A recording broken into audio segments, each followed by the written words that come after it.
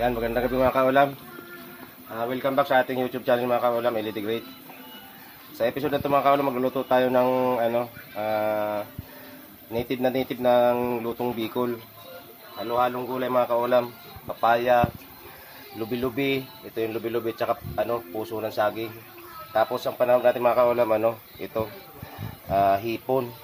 Tapos para medyo may lasang lalagyan natin ng dilis. Tapos siling labuyo tsaka siling green. Yan, pampaganda. Tapos gagataan natin. Yan. Tapos ang mga asin, bechin. Yan, yun lang. Tapos bawang sibuyas ang natin. Samahan niyo ko mga kaulam. Papakita ko sa inyo kung paano lutuin yan. Mga kaulam, tapos na natin himayin yung mga sangkap natin. Yan na. Nahimay na kaya na lang natin.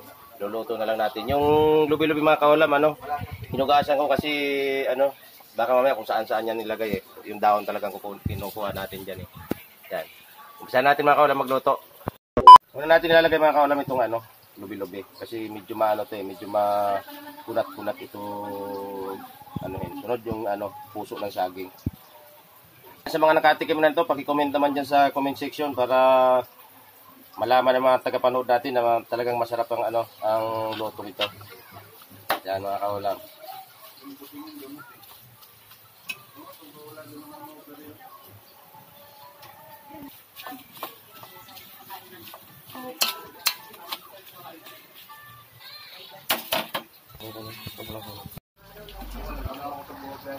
Lagay natin mga kaulam itong tawag dito, puso. Yan. Nakikita nyo mga kaulam parang tubig kasi pangalawang gata. Ilalagay ko kasi dyan purong gata.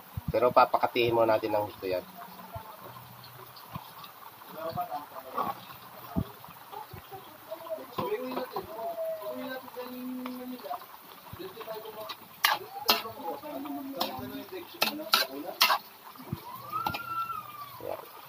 Wala pa yan mga kaulam, sangkap, lang yan. Pinapalambot ko lang. Saka tatakpan din natin. Wala lang sabaw. Lagay natin itong papaya. Kasi itong ang papaya mga kaulam, nagtutubig yan siya. Kaya kailangan kunti lang siya. Kasi dadagdag pa. Tapos lagay na rin natin itong picados. Sibuyas tsaka bawang. Tapos lalahatin na natin, tutodo na natin yung mga kaulam. Lagay natin itong sili.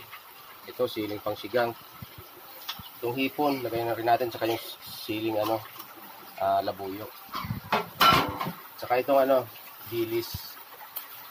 Ito mga kaulam ng dilis, mas malasa kasi ito kaysa sa hipon Kaya lagyan ko. Daing nga sana, kaso lang parang hindi ko gusto yung daing kanina. Hindi pa ganda kaya dilis na lang. Tapos, ilagay na rin natin itong mga kaulam na purong gata.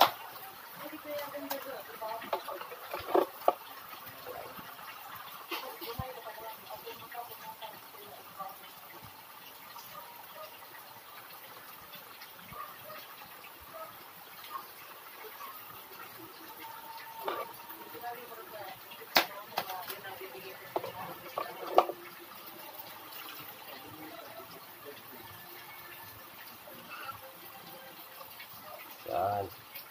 Lapin mga kaulam, asin. Balik na rin natin.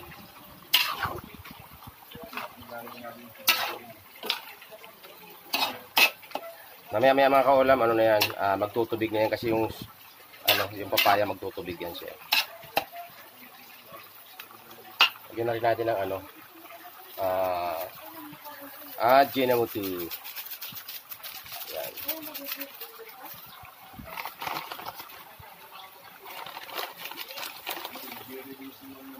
Asin mga kaulam, asin. Ayan.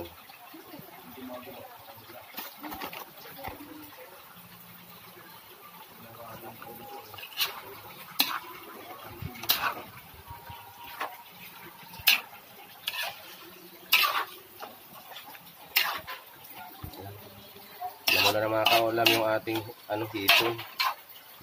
Dami pala nito.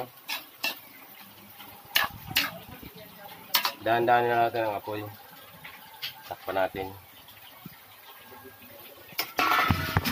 Ayan mga kaulam, oh.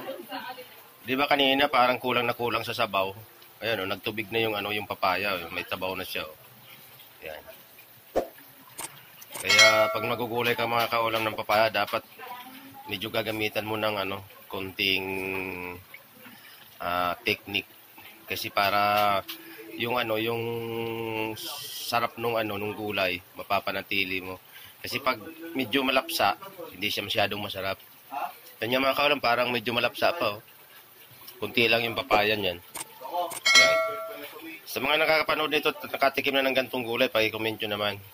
Ayan mga kaulam, tingnan natin. Tanggal natin ang takip. Yun. Ay, luto na. Luto na ito mga kaulam. Okay na to. Lalagyan natin sa lalagyan. Yan, kahit hindi ko natikman yan, okay na yan. Ketsura pa lang. Ayan.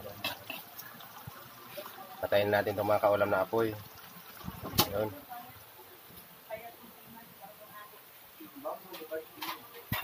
Ayan mga kaulam, nasa lalagyan na uli na yun yung natin, yung niluto nating gulay na papaya, tapos lubi-lubi, tapos puso ng saging na pinaghalo-halo natin. Yan mga kaulam.